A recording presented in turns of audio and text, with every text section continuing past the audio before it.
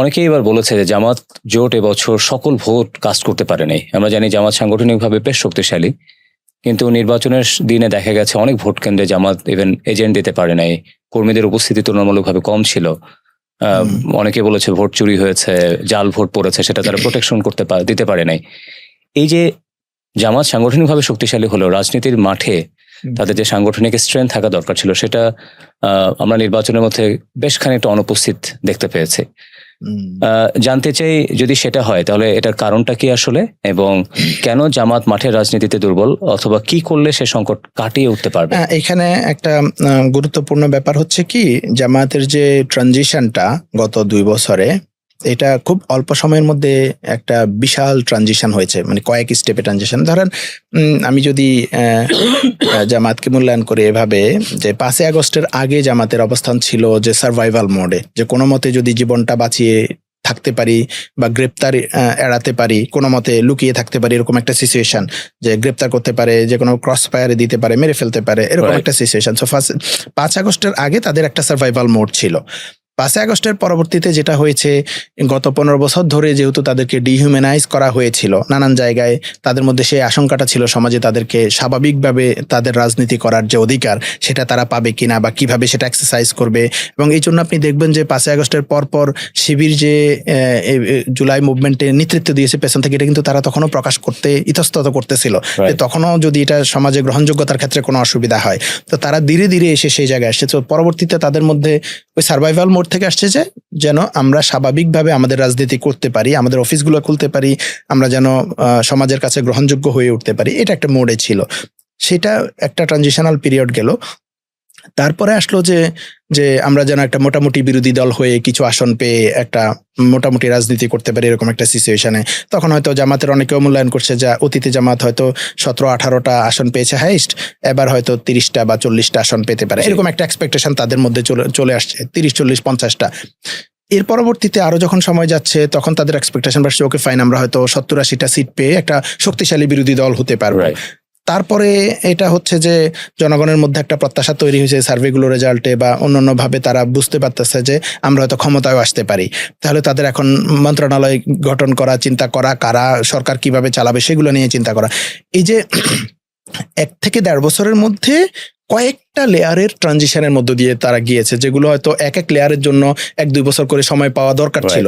যে এত কম সময়ে তাদের এত ট্রানজিশনের মধ্য দিয়ে গিয়েছে যে তাদের মানে এটা ওভারওয়েলমিং একটা সিচুয়েশন ছিল।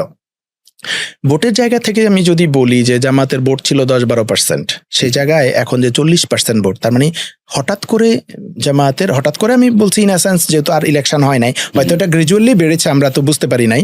তো ভোটের সাপোর্টটা অনেক জায়গায় বেড়েছে, কিন্তু নির্বাচন করতে হলে সাপোর্ট যেমন লাগে, দাপটও লাগে।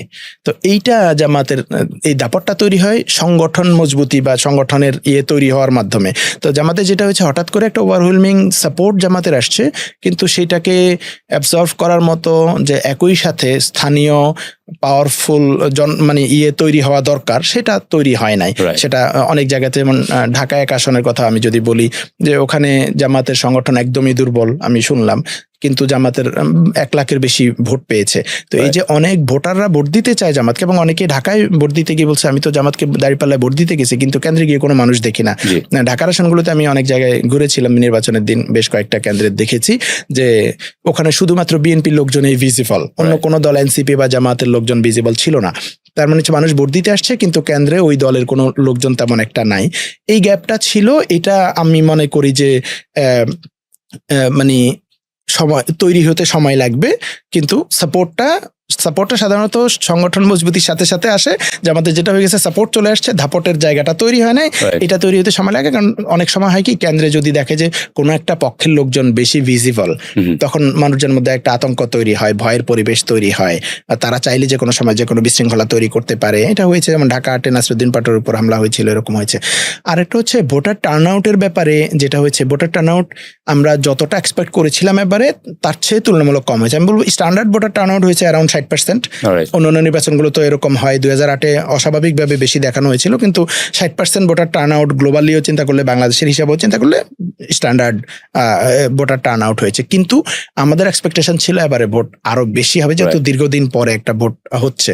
এখানে হয়তো 4-5% হচ্ছে আওয়ামী লীগের ভোটার, যারা ভোট দিতে আসে নাই শেখ হাসিনার আহ্বানে সাড়া দিয়ে, আর বাকি ভোটাররা অনেকে নানান কারণে যায় না, যেমন আমি নিজেও ভোট দিতে যেতে পারি নাই, আমার ঢাকায় কাজ ছিল, আমি ভোটার হচ্ছে কুমিল্লায়, তো এরকম কারণে অনেকের হয়েছে।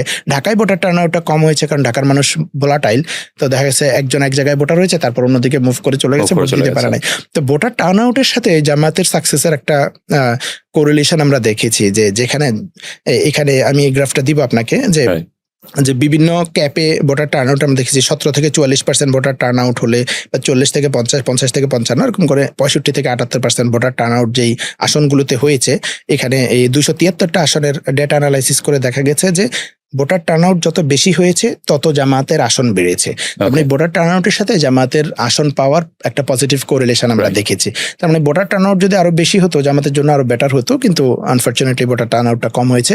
এটা আমি বলবো যে দল হিসাবে এটা জামায়াতের একটা ব্যর্থতা, যে তারা ভোটার টার্ন আউটের জন্য আরো চেষ্টা করা দরকার ছিল। এটা হতে পারে যে আসনগুলোতে দল মজবুত না কিন্তু সাপোর্ট তৈরি হয়েছে, সেখানে যেমন ভোটারদেরকে অনেক সময় হয় যেটা যে নিয়ে আসতে হয় কেন্দ্রে রিক্সা দিয়ে বা অন্যান্য কিছু দিয়ে, তারপরে হচ্ছে যে কিছু সাপোর্ট দিতে হয়, ভয়ও কাজ করে, বা তাদের কাছে যেতে হয়, রিকোয়েস্ট করতে হয়। এই কাজটা যেখানে সংগঠন দুর্বল ছিল জামায়াতের, সেখানে এই কাজটা কম হয়েছে এবং ভোটার টার্ন আউটও কম হয়েছে। টার্ন আউট কম হওয়ার কারণে জামাত সাফার করেছে। আরেকটা হচ্ছে যে জামাত এবার অনেক ক্ষেত্রে হতে পারে এটা যে জামাত তাদের ভোটার তো চিনতো না, অনেক মানুষ জামাতকে এবারেই প্রথম সমর্থন দিচ্ছে, অতীতে দেয় নাই। সো আপনি যখন ধরেন আপনি একটা গ্রাম থেকে বা একটা মহল্লা থেকে রিক্সা দিবেন যে আমার ভোটারদেরকে আমি যেন নিয়ে যেতে পারি, তো আপনার তো চিনতে হবে কারা আপনার ভোটার। তো এবারে জামাতের যে সাপোর্টটা এসেছে, আমার মনে হয় জামাতের লোকজনরা জানেও না যে এরা আমার ভোটার। তো এটার কারণে ভোটার টার্ন আউট কিছু কম হয়েছে, যে তারা তাদের ভোটারদের কাছে রিচ আউট করতে পারে নাই, আমার কাছে মনে হয় এটা। ওকে।